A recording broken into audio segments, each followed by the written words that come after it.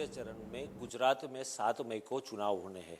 उसका नोटिफिकेशन भी जारी हो गया और नामांकन दाखिल होना भी शुरू हो गया। तो आज पोरबंदर में लोकसभा के उम्मीदवार के तौर पे भाजपा के मनसुख मांडविया जो केंद्रीय स्वास्थ्य मंत्री है, उन्होंने अपना नामांकन दाखिल किया। आज हमारे साथ उपस्थित है, उनसे बातचीत करते हैं। मनसुख भाई, सबसे पहला सवाल ये कि आप 2002 में सबसे युवा विधायक थे और आज 22 साल के बाद लोकसभा में चुनाव लड़ रहे। मुझे याद आ रहा है कि आपने हमारी बात हुई थी बीच में, तो आपने बोला था कि राज्यसभा में हूं तो ऐसा लग रहा है कि राज्य के बाहर हूं, अब लोकसभा लड़ूंगा तो घर में जा रहा हूं, ऐसा लग रहा है।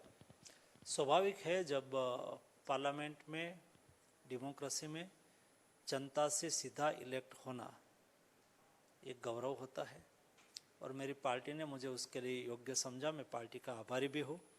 और पोरबंदर लोकसभा क्षेत्र महात्मा गांधी की जन्मस्थली है। वैसे ऐसे क्षेत्र से मुझे मौका मिला है तो मैं अवश्य जनप्रतिनिधि के रूप में इलेक्ट होने के बाद जनता की और सेवा करने की कोशिश करूंगा। आज एक नया नारा सुना मैंने, जब हम रैली में भी थे, विकसित भारत, विकसित गुजरात, विकसित पोरबंदर।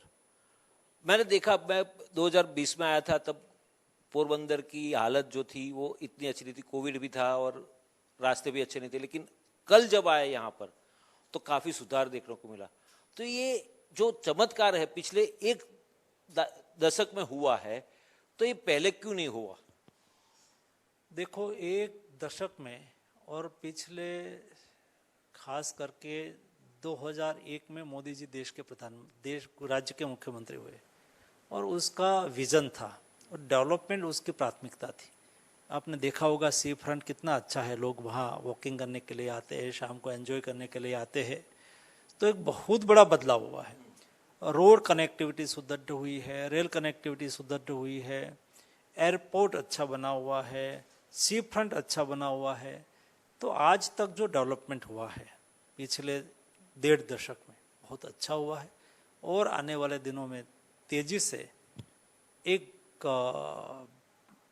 बिग टूरिस्ट डेस्टिनेशन के रूप में जो पोरबंदर को और डेवलप करने की अपॉर्चुनिटी है उसको हम एनकेस करेंगे। आपका नामांकन हुआ, आपके प्रस्तावक के तौर पे प्रधानमंत्री नरेंद्र मोदी ने जो 4 जाति गिनाई थी, गरीब, महिला, युवा और किसान, ये 4 जन प्रस्तावक बने। तो ये जो आपका विचार है वो कहाँ से आया आपको? देखो, मैं जब कैंपेन कर रहा हूँ गांव में तो मुझे लाभार्थी मिलते हैं, क्योंकि मैं गांव में पदयात्रा करता हूँ।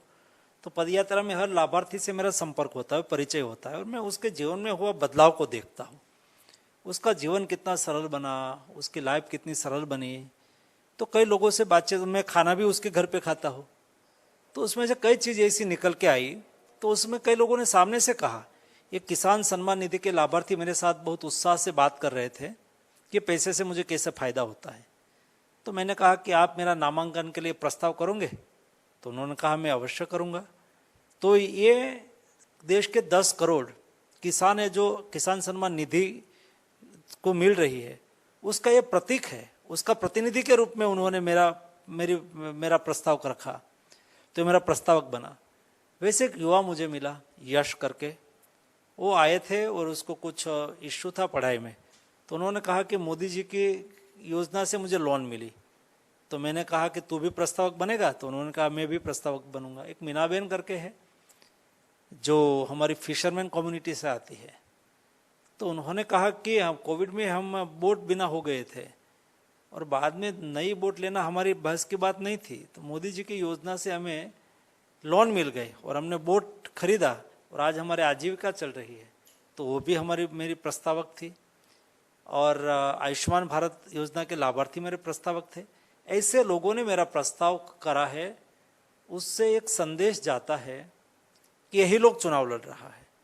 तो ये लोग स्वयं चुनाव लड़ रहे हैं, तब मुझे लगता है कि ये चुनाव मेरे लिए आसान है और हम जंगी लीड से चुनाव जीतेंगे। मनसुख भाई, गांधी जी के विचारों के साथ आप जुड़े हुए हैं। मुझे याद है कि आप जब पहले विधायक बने उस टाइम पे भी आपने पदयात्रा करी थी, पालीताना में, भावनगर डिस्ट्रिक्ट में करी थी, और जिस तरह से बेटी बचाओ की मुहिम उस टाइम से शुरू हुई थी। तो आज जो हमको रिजल्ट मिल रहा है पूरे देश में, प्रधानमंत्री नरेंद्र मोदी ने भी जो 2014 में लाल किले से पहला भाषण करा, उसमें भी ये बात करी उन्होंने, और उसके बाद पूरे देश में ये मुहिम शुरू हो गई है। तो एज ए हेल्थ मिनिस्टर आपको कैसा महसूस होता है? मुझे बहुत अच्छा महसूस होता है। मैंने पहली पदयात्रा की थी 150 किलोमीटर कन्या कॉलोनी के लिए, दूसरी मैंने पदयात्रा करी थी बेटी बचाओ के लिए, और तीसरी मेरी पदयात्रा थी गांधी 150 के अवसर पर गांधी मूल्यों के मार्ग पर बेसिक एजुकेशनल इंस्टीट्यूट को जोड़ती हुई। और यात्रा में बहुत मुझे सहयोग जनता का मिला था। एक दिन में 10-10 हज़ार लोग मेरे साथ चलते थे, उससे मेरा हौसला भी बढ़ता था। और तब पता चलता है कि गांधी के मूल्य कितना प्रस्तुत है जनता में। जब थोड़ा सा टच करते हैं तो लोग इस विषय से जुड़ जाते हैं, तब पता चलता है कि गांधी जी ने इतनी बड़ी लंबी लड़ाई कैसे लड़ी। तो ये काम करने में मुझे बहुत सेटिस्फेक्शन होता था। और मैं मानता हूँ कि जनप्रतिनिधि का दायित्व केवल रोड पानी लाइट के लिए काम करना ऐसा नहीं है, पॉलिटिक्स करना ऐसा नहीं है। सामाजिक दायित्व का भी आपको निर्वहन करना चाहिए। इस उद्देश्य को देखते हुए मैंने पदयात्रा करी थी। आखिरी सवाल मनसुख भाई, पॉलिटिकल सवाल करूंगा। प्रधानमंत्री नरेंद्र मोदी ने कांग्रेस मुक्त भारत का जो बताया था, आज गुजरात में कांग्रेस मुक्त होने जा रहा है, और पोरबंदर तो हो ही गया ऐसा माना जाता है, क्योंकि अर्जुन मोढवाडिया जो कांग्रेस में थे और कांग्रेस के जो वरिष्ठ नेता है, उन्होंने राम भगवान की जो रामलला की प्राण प्रतिष्ठा थी उसका निमंत्रण ठुकरा है। उसके बाद नाराज थे तो वो भी भाजपा में शामिल हो गए, और विधानसभा में उपचुनाव में भी आपके साथ है। आज नामांकन उन्होंने भी दाखिल करा। तो आप लोकसभा लड़ रहे, सामने कोई है नहीं ऐसी टक्कर, तो ऐसे में वन साइडेड है या कोई टक्कर मिलेगी? मैं ऐसा मानता हूँ कि हम उसको टक्कर इसलिए नहीं मानते हैं कि हम जनता पर विश्वास रखते हैं। हमारा दायित्व जनता के प्रति है और हम उसको अच्छी तरह से निभाया है और निभा रहे हैं। इसलिए सामने वाला क्या कर रहा है उसके जगह पे हमने 10 साल में क्या करा था, हम क्या कर रहे हैं उसके पर हम ज़्यादा जोर दे रहे हैं। इसलिए हमने हमारा विजय हमें सुनिश्चित लग रहा है। बहुत बहुत शुक्रिया मनसुख भाई। तो दर्शकों, तो जिस तरह से मनसुख भाई ने अपना आत्मविश्वास व्यक्त करा है और उन्होंने बताया कि जिस तरह से लाभार्थी उनके सपोर्ट में है, पूरी जनता सपोर्ट में है, तो आने वाले दिनों में जब 7 मई को चुनाव होगा और 4 जून को रिजल्ट आएगा, तब पता चल जाएगा कि 5 लाख की लीड से जीतने का जो लक्ष्यांक रखा गया है वो सीधे सीधे भाजपा को फायदा कराएगी, और भाजपा यहाँ पर 5 लाख से ज्यादा मतों से जीतेगी, ऐसा भी उनको विश्वास है। कैमरा पर्सन किशोर आठवले के साथ अभिजीत भट्ट, इंडिया न्यूज, पोरबंदर।